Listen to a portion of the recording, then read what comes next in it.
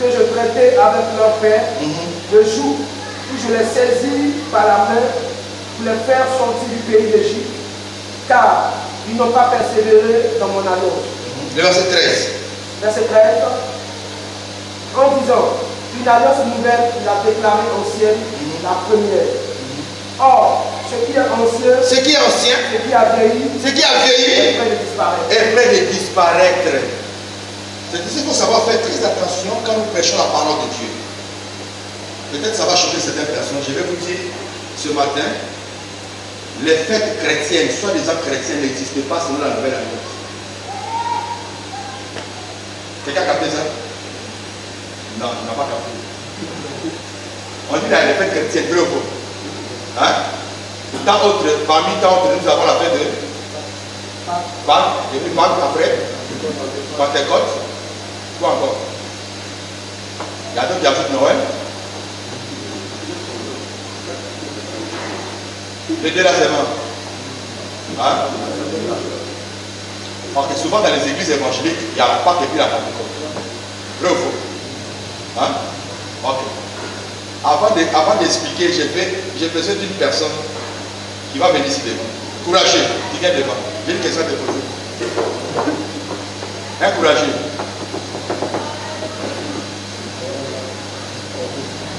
Un courageux. Va chercher pour la question, peut-être la va te lever. Viens, la question va sortir ici. Non, sois courageux. Est-ce qu'on va t'attacher? Voilà, arrête-toi là. Je vais prendre la Pentecôte, ok? Amen. La fête de la Pentecôte, ok? Ça fait longtemps que tu es chrétien. Voilà. Je vais t'expliquer comment on fait la Pentecôte dans la nouvelle alliance.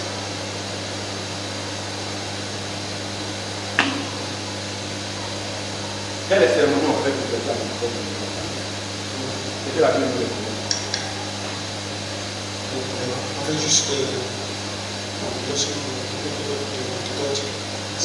c'est juste une reconnaissance à Dieu. Je peux dire, en faisant des actions de grâce, pour toute la bonne. C'est ça. Bon, si par exemple le jour où les gens disent c'est le jour de la Pentecôte, toi tu n'as pas fait tout ça. Qu'est-ce que tu as dit? Tu as fait ça par exemple un autre jour qui n'a rien à voir avec le jour de la Pentecôte d'ensemble. Est-ce que tu as fait Pentecôte?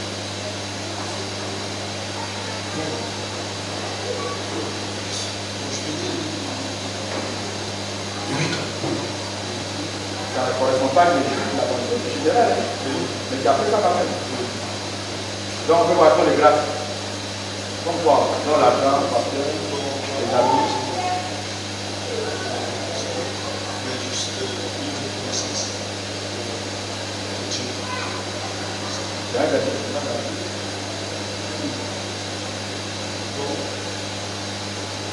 Lorsque il dit on se reflète, je vais dénoncer la même chose. Elle a dit, voilà, plus les actions de grâce.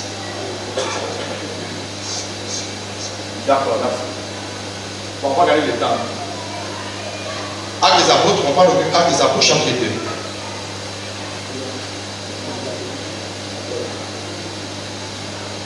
Bon, ça c'est un sujet, on a besoin de s'asseoir pour en parler en détail. Je vais se voler un peu. Ceux qui ont l'esprit de Dieu vont comprendre facilement ce que je vais dire. Oui, tu vois le verset premier. Le jour de la Pentecôte, ils étaient tous ensemble dans le même lieu. Ok. Vas-y. Tout à coup, il vint du ciel un bruit, comme celui d'un vent impétueux. Ok. Tu reprends. Deux. Le jour de la Pentecôte, Tu fais bien. ils étaient tous ensemble. Les jours de la Pentecôte, ils étaient tous tous ensemble. Les saints sont déjà descendus. Là, ils sont déjà descendus. Ils étaient tous ensemble quel jour? Dans le même lieu. Ils étaient tous ensemble quel jour? Les jours de la Pentecôte. Cela veut dire que la Pentecôte a existé avant la venue. Avant la venue du Saint-Esprit. Est-ce que vous comprenez? Je reprends pour toi. Le verset dit. Tu reprends. Le jour de la Pentecôte, le jour de la Pentecôte, ils étaient tous ensemble dans les mêmes lieux. Et là, les gens étaient descendus. Ils étaient tous ensemble quel jour? Cela veut dire que le jour de la Pentecôte, cela veut dire que la Pentecôte a existé avant la venue du... On est d'accord?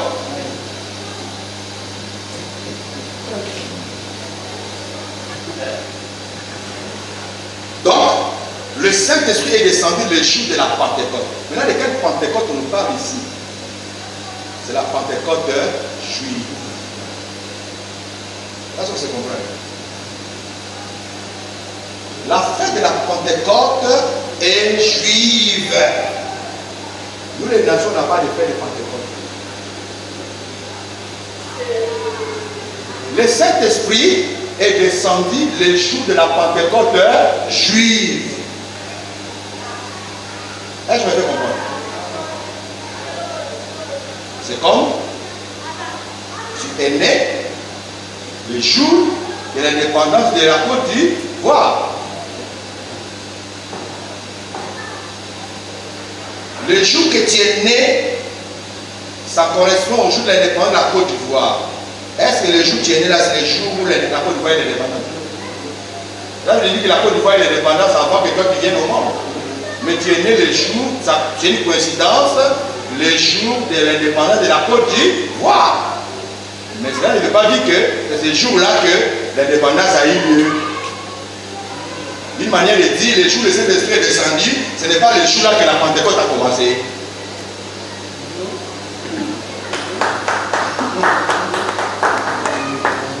Est-ce que quelqu'un comprend ça? Frère, nous sommes dans la nouvelle alliance, il faut savoir le message que tu es en train de véhiculer. Est-ce que tu comprends ça un peu? Ça, c'est le premier élément que tu devais comprendre. Ce jour-là, le Saint-Esprit est descendu. Or, nous avons vu que l'ancienne alliance est l'ombre de bien à venir. La loi possède des ombres et non l'exacte représentation des choses. Cela veut dire que les véritables choses sont cachées. Quand je vous ai parlé d'Adam,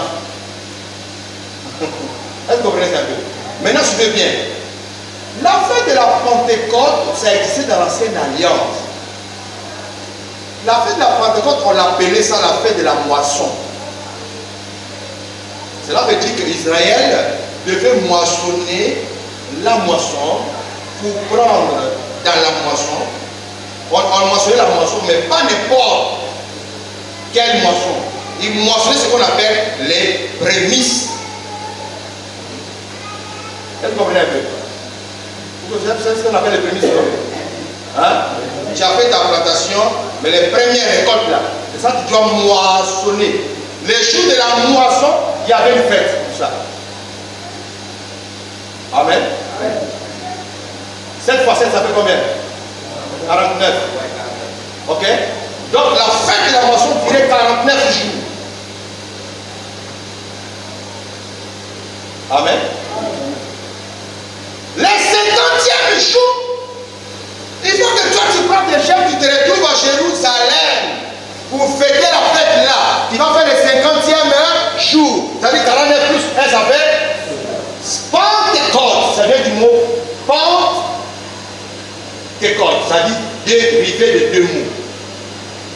Ok? Qui veut dire 50. Pentecôte veut dire 50. Pentateuque veut dire 5. Est-ce que vous comprenez ça? Voilà. Donc le 50e jour, c'était la fête de la Pâque, de la Pentecôte, mais à Jérusalem, devant les sacrificateurs. Donc à la fois, ça prend la fête. Il prend les noms de la moisson, la fête de la moisson, et avec la fête de la prémisse. Vous me faites comprendre? Ok? Troisièmement, quand Moïse a reçu la loi à la montagne de Sinaï, c'était le jour de la Pentecôte. Donc ça a été marqué le jour de la promulgation de la loi. Amen. Toutes ces choses-là représentaient Christ lui-même. Quelqu'un comprend? Christ devait venir accomplir la fête de la Pentecôte. Troisième élément, le 50e année en Israël était célébré comme l'année de jubilé. Cela veut dire, si tu avais un esclave chez toi à la maison. La 50e année, fait de cela devenir libre. Vous voyez la première fois les années juste avant toi. Est-ce que vous comprenez ça? L'esprit de vérité, l'esprit vient nous affranchir pour que tu deviennes libre. Quelqu'un comprend? Alors maintenant, suivez-moi très bien. Le Saint-Esprit descend le jour de la Pentecôte. Premier élément que nous devons savoir, faites de prémices personnifie Christ lui-même. La Bible dit en fait qu'il soit le premier entre tous les frères, le premier entre tous les morts. Christ soit le premier en tout et en tout. Christ est le premier. Quand il est le premier, je dis simplement qu'il est la première personne qui est née sans rapport sexuel. C'est lui le premier. Le premier qui a existé avant la fondation du monde, c'est lui. Est-ce que vous comprenez? Amen. Il est le premier qui reviendra sur la terre. Il est le premier. Il est le premier à nous aimer. Afin qu'il soit partout le premier. La première place, c'est lui. Il est l'alpha et l'oméga. Le premier et le dernier. C'est lui. Notre prémisse. Dans la nouvelle alliance, on ne répète pas. Mais on vit Christ. Dans ta vie, il faut que Christ soit la première place. Tu me fais comprendre? Quand tu mets Christ à la première place, tu as envie de fêter la prémisse comme ça. Comme dans l'ancienne alliance. Alors tu le places à la première place. Secondo, la moisson. Quand on moissonne, c'est que la récolte est mûre. Vous êtes d'accord? Or la semence, avant qu'elle soit moissonnée, quand on sème, ça fait quoi d'abord? Dans la terre. Ça meurt. Et ça régénère. Et après ça sort. On est d'accord? Si tu as planté un grain de maïs, quand tu vas récolter, tu vas récolter un seul grain? Il y aura plusieurs. Tu as planté un seul grain d'haricot ou bien d'arachide. Il y aura plusieurs. Mais pour que le grain la sorte, il faut que ça meure d'abord. Là, automatiquement, ça part de la mort et de la résurrection de Christ. Quand Christ meurt, il ressuscite avec plusieurs à la fois. Nous étions morts avec lui et nous sommes ressuscités avec lui. Christ est comme le grain d'arachide semé dans la terre. Il meurt, mais au lieu de sortir seul, il sort avec tout un peuple. C'est ça la moisson. La moisson de la nouvelle alliance, ça ne se fait pas, mais ça se vit. Est-ce que je me fais comprendre? Maintenant, la loi, il a dit, je fais une nouvelle alliance où je n'écrirai plus de loi sur les tables de pierre, mais je peux écrire la loi dans les tables de vos cœurs. C'est ça la nouvelle loi, la nouvelle alliance. La loi est écrite dans notre cœur. On se comprend?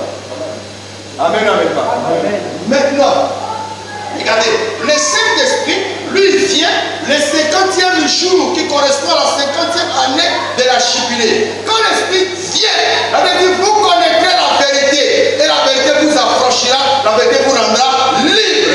Tu ne peux pas être quelqu'un qui a le Saint-Esprit en lui et qui soit encore esclave. Le Saint-Esprit vient pour nous affranchir. Amen. Maintenant, vous comprenez une chose. Le Saint-Esprit, ça ne se fait pas, mais ça se vit. On vit le Saint-Esprit, on ne fait pas le Saint-Esprit. C'est ainsi la Bible dit, marchez selon l'Esprit et vous n'accomplirez pas des idées de la chair. Pas excusez. Voilà, exemple du Saint-Esprit. Ok? Le Saint-Esprit, c'est un conducteur. C'est un conducteur. Moi, je suis derrière lui. Il ne peut pas être derrière moi. Le Saint-Esprit me dit quoi? Je dois le suivre. Ok?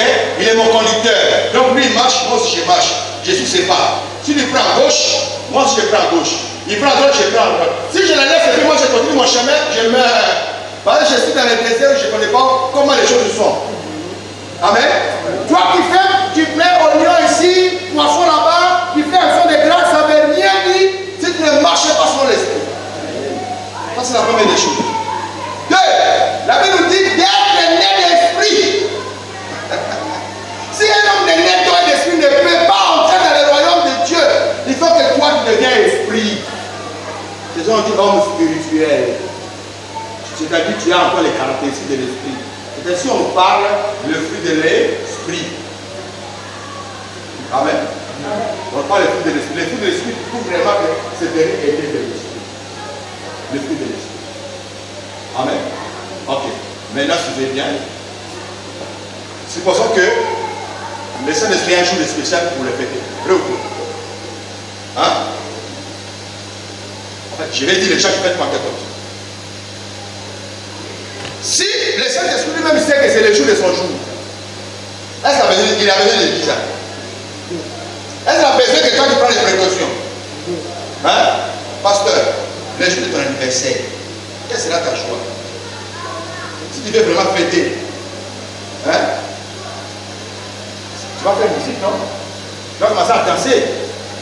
Imagine-toi maintenant tu as 100 ans. On dit non, je vais fêter mes 100 ans. Tu as fait tes amis, tu vas danser. Maintenant, les Saint-Esprit savent qu'aujourd'hui c'est son anniversaire. C'est le jour de la Pentecôte, c'est le jour du Saint-Esprit. Est-ce qu'il a besoin de dire aux gens que organisez une fête pour moi? Là, c'est son jour. Donc, il va descendre avec tous les dons spirituels, on est d'accord? Il va descendre avec toutes les manifestations, on est d'accord? Donc, ces jours-là, ne sortez pas parce qu'il y aura les parents qui seront déversés partout. Le Seigneur va descendre en pagaille dans les rues. Parce que c'est son anniversaire. Il ne va pas seulement descendre dans les églises. Il va descendre de partout. Tout le monde va sentir que non, ne sortez pas aujourd'hui, c'est le jour du Saint-Esprit. Attention, il n'y aura pas des avions qui vont voler parce que les gens risquent de rentrer en transe. D'autres vont commencer à parler en langue parce que c'est l'anniversaire du Saint-Esprit. Vérifiez dans vos églises la Pentecôte, le Saint-Esprit ne fait pas ça. Vrai ou faux? Dans les rues, il n'y a rien. Tout le monde passe calmement. Les avions volent calmement. Parce que le Saint-Esprit ne connaît pas ce que les hommes ont établi. Le Saint-Esprit n'a pas un jour spécial pour ses politiques. Si on l'évoque tout de suite, il va descendre. Si on l'évoque demain, il va descendre. On l'évoque après-demain, il va descendre. Il n'a pas un jour spécial. Ce sont les hommes, les religieux qui ont établi cette fête-là pour vendre un peu les articles. Sinon, bibliquement parlant, il n'y a pas la fête de Pentecôte. La Pentecôte, tous les éléments que j'ai cités, c'était le nombre de Christ lui-même. C'est déjà accompli.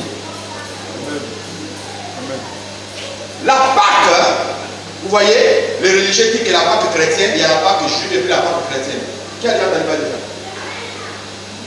Vous n'avez jamais entendu? Hein? Il y a la Pâque juive et puis il y a la Pâque chrétienne. D'autres disent la Pâque chrétienne, ça s'écrit avec S. Voilà. Maintenant la Pâque juive, ça s'écrit sans S. Je vous donne un défi, un devoir. Vous allez vous plaire avec vous. Fouillez dans la Nouvelle Alliance. Dans l'Ancienne jusqu'à la Nouvelle Alliance. Vous pouvez voir Pâques qui est écrit avec S. Ça, je vous donne un devoir. Il n'y en a pas fait. La Pâque jusqu'à l'heure où parlons demain toujours une fête juive. Les Juifs sont toujours dans l'ombre. Mais toi et moi, Dieu nous a fait sortir dans l'ombre pour vivre la véritable Pâque. On va finir dans 1 Corinthiens chapitre 5. Je crois que c'est ça. 1 Corinthiens chapitre 5.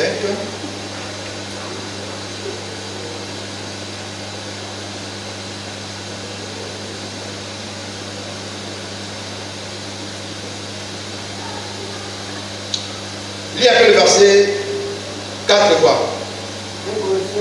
1 Corinthiens. Verset 4. Oui. Au nom du Seigneur Jésus. Non. Lis un peu le verset 2. Verset 2.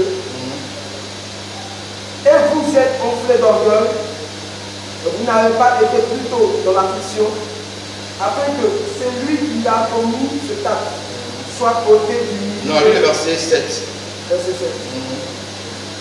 Faites disparaître le vieux levain. Faites disparaître le vieux levain. Afin que vous soyez une pâte nouvelle. Voilà. C'est-à-dire devant Christ, toi et moi, nous sommes des pâtes. Vous voyez la farine, non? On va les faire le pain, on fait quoi? On fait la pâte. On est d'accord? Maintenant, dans le pâte, pour que ça devienne un pain qui va gonfler, on met quoi? Le levure. Mais là, on nous dit quoi? Toi et moi, nous sommes des pâtes. Nous sommes des pâtes. Vas-y. Une pâte nouvelle, puisque Pâte vous nouvelle. êtes sans levain. Vous êtes sans levain. C'est-à-dire, oui. Notre pâte a été immolée. Pas doucement. Il dit soyez des pâtes nouvelles, sans levain. Comprenez un peu. C'est-à-dire dans la nouvelle alliance, la Pâque ne se fête pas, mais ça se vit. Parce que la Pâque personnifie la mort et la résurrection de Christ. On nous demande de vivre une nouvelle naissance, c'est-à-dire de tuer le vieil homme, ressusciter un homme nouveau. C'est ainsi quand on prend quelqu'un pour le baptiser dans l'eau, on le plonge, on lui met dans l'eau. Il dit qu'il est mort avec Christ et qu'il ressuscite avec lui. C'est un acte qui identifie la mort du vieil homme, qui ressuscite un homme nouveau. La fête de Pâques dans l'Ancienne Alliance ont tué l'agneau sans défaut, jeune, mâle. Amen. On mangeait le pain sans le pain et les herbes amères qui l'accompagnent. Donc dans la nouvelle alliance, la Pâque est devenue pas une fête avec célébration, mais c'est devenu une vie. Parce que là on définit quoi? Christ est notre Pâque. Dans la nouvelle alliance, la Pâque personnifie le Christ lui-même à la croix, le jour de sa mort. Cela veut dire que tout chrétien doit vivre la mort de Christ en lui. Paul dit, si je vis, ce n'est plus moi qui vis, mais c'est Christ qui vit en moi, car j'étais crucifié avec le Christ. C'est ça la Pâque, ça se vit. Le détachement du vieil homme, le vieux levain, devenir une nouvelle Pâque. Avoir un comportement nouveau. Si toi d'abord tué l'agneau, tu commences à manger, tu vas dans l'ombre. Or, le bétail d'agneau a déjà été immolé. Là, on dit Christ est notre Pâque. C'est-à-dire Christ, il personnifie la Pâque en général. Tous les éléments qu'on prenait pour faire la Pâque est identifié par la personne de Christ lui-même.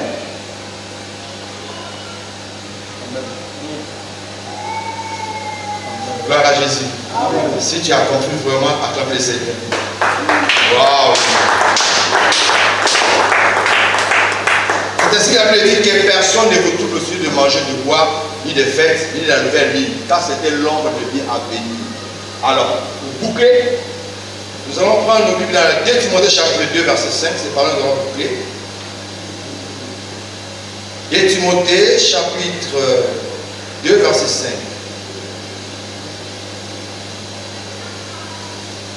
Chapitre 2, Verset 5. verset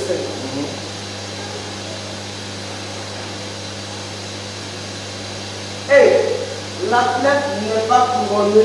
Un athlète n'est pas couronné S'il n'a pas combattu. s'il n'a pas combattu Suivant les règles. suivant le règle.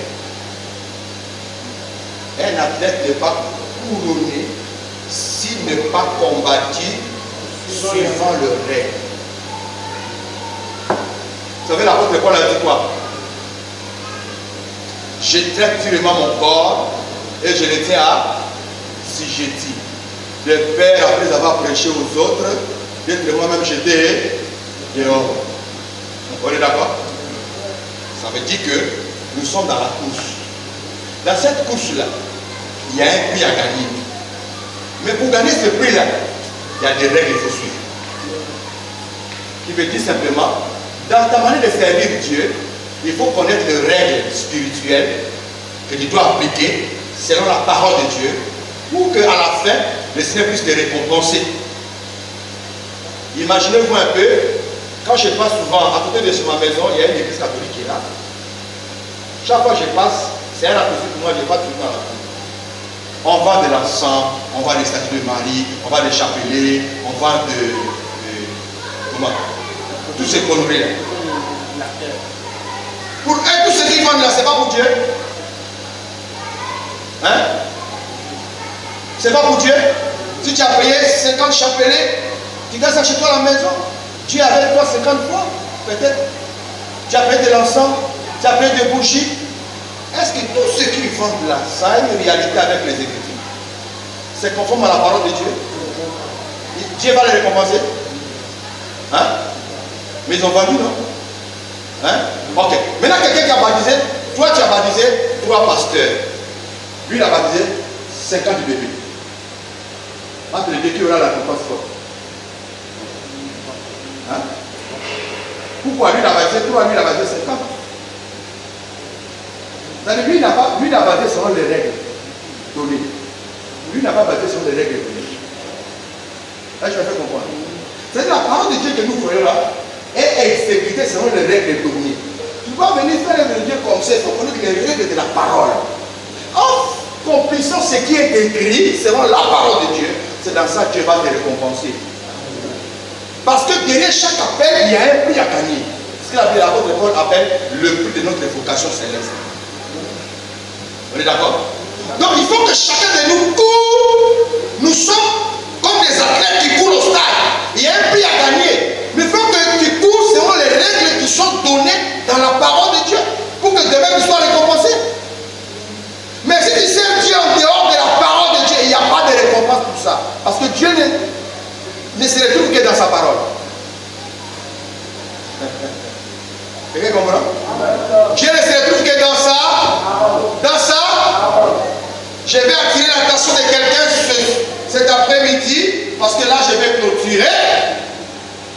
Dans ton ministère, dans ton nouveau système de travail, dans ce temps de la fin, il y a une seule personne qu'on doit élever au-dessus de tous les noms. C'est la personne de Jésus. Je t'invite à présenter Christ Jésus dans tes messages. Jean l'a fait. Même dans l'ancienne alliance, ça a été fait. Je rentre depuis Jean. Il a témoigné. Il dit, voici l'agneau de Dieu. Qui porte le péché du monde. Amen. Il faut qu'il croie ce que moi j'ai diminué. L'apôtre Paul dit, nous ne nous prêchons pas nous-mêmes, mais c'est Jésus que nous prêchons. Frère, prenons garde de ne pas prendre la place de Christ dans nos messages, dans notre système de travail. Parce que c'est le piège de l'ennemi à notre place. Quelqu'un suit? Quelqu'un suit? Vous avez combien de ministères de la parole? Hein? 5 ministères de la parole. Suivez-moi maintenant. Ancien, c'est un ministère de la parole? Hein? Ancien en anglais, comment on appelle ça? Bishop. Suivez maintenant. J'ai besoin d'une personne. Là, déjà, je vais venir. Moi, je suis le pasteur. Ok? J'ai besoin d'un ancien pour m'accompagner aussi dans mon ministère. Mais lui, étant ancien, il n'est pas forcément d'avoir le ministère de la parole. On est d'accord? Lui, il est ancien. Maintenant, dans les pays anglophones, ancien, ça s'appelle bishop. Dans les pays francophones, c'est ce qu'on appelle ancien ou surveillant. On est d'accord? Maintenant, les anglophones, ils ont trouvé une stratégie pour être bishop. Il faut avoir au moins 150 pasteurs dans les centaines des églises. Là, on sait que tu es bishop. Donc, quand tu es bishop, c'est quelqu'un qui est plus grand, qui a beaucoup d'églises. Ça ne se concorde pas avec le règle donné de la parole. Quand nous allons dans Tite, au chapitre 1, je crois, du verset 5, l'apôtre Paul dit à Tite, voici, selon mes instructions, que tu établis les anciens à chaque ville. Ils donnent les critères d'un ancien. S'il est marié d'une seule femme, et il y a un bon témoignage, ils donnent les critères. Aujourd'hui, le monde a changé, je dirais la religion a changé ça pour donner l'honneur aux hommes. Ils nous ont fait sortir dans les pays francophones des bishops. Ce qui n'est pas normal. Maintenant, regarde le fonctionnement. Un bishop, il croit être au-dessus de tous les pasteurs. Un bishop, c'est un surveillant, c'est un ancien dans l'église. Est-ce que je vais comprendre? Il n'est pas plus que le pasteur. Lui, il est là pour aider les pasteurs. Si il y a un conseil des anciens, il peut prendre certaines décisions aussi pour la marche de l'église. Ça, c'est tout à fait biblique. Mais dire que le bishop, c'est lui qui est plus puissant que le pasteur, il y a quelque chose qui cloche. Pourquoi? Ça donne l'impression comme si le bishop fait partie des 5 ministères de la parole. Est-ce que vous comprenez ça un peu? C'est là que je dis qu'il y a quelque chose qui cloche. Or, il faut faire la séparation. Si tu appelles le pasteur, reste pasteur. Et sois fier qu'on t'appelle pasteur. Si tu es évangéliste, sois fier qu'on t'appelle évangéliste. N'allez pas chercher des titres honorifiques. Qui risquent de prendre la place de Christ lui-même. Tu m'as fait comprendre? Tu m'as fait comprendre? Voilà. Maintenant, merci. Suivez. Ce temple-là, ce temple-là est dédié au Seigneur. Hein? C'est dédié au Seigneur. Si moi je prends ma photo, je mets ma photo de ma femme. C'est bon? Hein? Qu'est-ce qui n'est pas bon? Hein? Je n'entends pas bien. La photo de ma femme et moi. Nous prenons la place de Christ.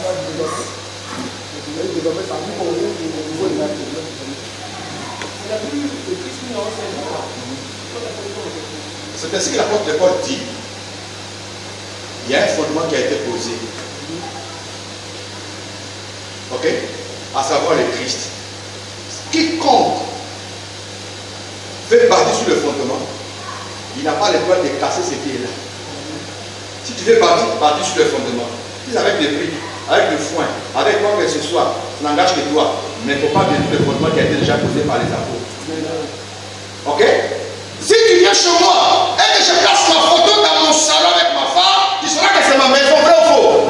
Si tu viens dans l'église de Dieu, je place ma photo avec la photo de ma femme, tu sauras que c'est mon église.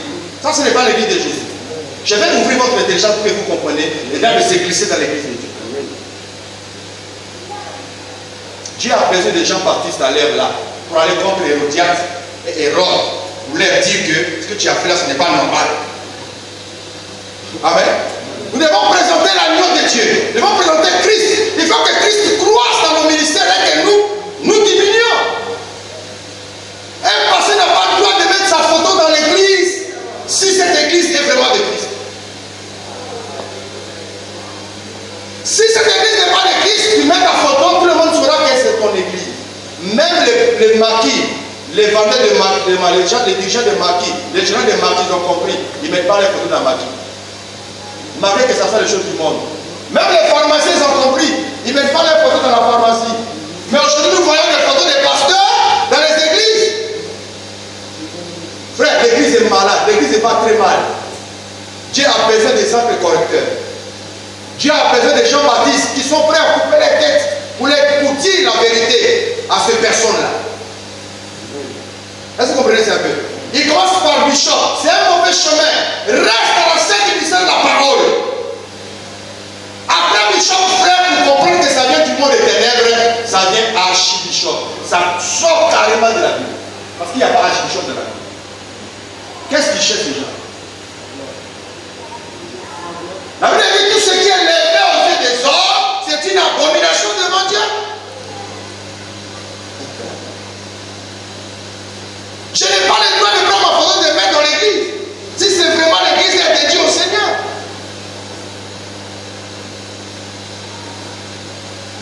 Si tu prends ma carte d'identité, tu ouvres le plan par quoi? Ma photo? Un policier, quand il prend ta carte d'identité, la première chose, il va regarder quoi? Il va regarder les noms d'abord. Il est là les noms. Non, il regarde d'abord la photo. Quand il regarde la photo, et puis il regarde. Bravo. Qu'est-ce que c'est toi dit? Et lui, c'est moi. Ok. Je rentre dans l'église, maintenant je suis assis. Une nouvelle personne. Je regarde, je vois la photo de l'archibishop. Quand je regarde la photo, et puis je le cherche. La première chose que je lui dis, quelle est la personne qui ressemble à la photo? Vrai ou faux? Donc je commence à regarder. Ah, c'est lui-là. Ces personnes, ce sont des signes, ils ne prêchent pas Christ. Ils prêchent eux-mêmes. Ils cherchent à faire un nom. Mais la Bible nous dit Dieu a élevé un seul nom de Dieu. Et c'est le seul nom là qu'on doit élever. Nous devons lutter de telle sorte que le nom de Christ croisse. Et que toi et moi nous diminuions davantage. Dans les royaumes des cieux, le plus grand, c'est celui qui s'est fait petit. Le plus grand, c'est celui qui s'est fait serviteur. Que Dieu bénisse sa parole.